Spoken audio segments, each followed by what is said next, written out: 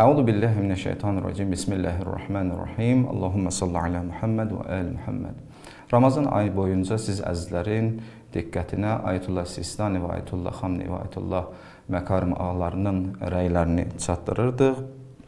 Bu məsələlərdən biri də oruc tutan şəxsin oruc halında endoskopidən, yəni şılanq udmaq, yəni oruc halında şılanq udmaq, mədəsini yoxlatdırmaq kimi əgər belə bir halından qarşılaşarsa, bundan istifadə edib etməməsinin icazəli olması barəsindədir.